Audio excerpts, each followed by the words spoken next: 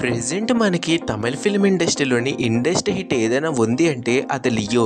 Last year వచ్చేసరికి తమిళ ఇండస్ట్రీకి golden year అని చెప్పుకోవాలి.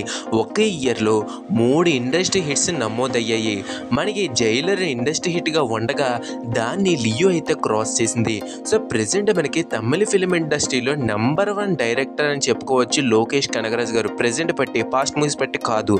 సో మరి ఇప్పుడు అలాంటి ప్రెజెంట్ నెంబర్ 1 డైరెక్టర్ తమిళనాడులో నెంబర్ 1 హీరో రజనీకాంత్ తోటి ఉపేంద్ర, నాగార్జున ఇంకా శృతి హాసన్ లాంటి గొప్ప గొప్ప యాక్టర్స్ని పెట్టి కూలీ అనే మూవీ తీస్తున్నారంటే బజ్ ఒక రేంజ్లో ఉంటుంది.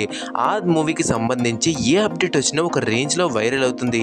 సో అలాగే నాగార్జునకు సంబంధించి ఒక లీక్డ్ వీడియో అయితే వచ్చింది, అదైతే వైరల్ అయిపోయిందని చెప్పుకోవచ్చు.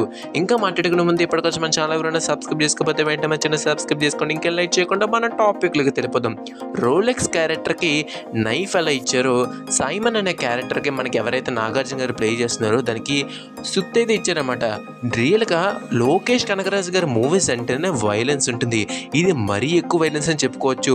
కొంచెం ఎక్కువగా మాట్లాడుతున్నాను అనుకోకపోతే నాగార్జున గారిని ఒక తమిళ ఇండస్ట్రీ డైరెక్టర్ ఇలా మాస్గా చూపించడం అనేది ఫస్ట్ టైం కాదు. ఆల్రెడీ రాఘవ లారెన్స్ గారు నాగార్జున గారి మాస్ అనే టైటిల్ పెట్టి తీశారు.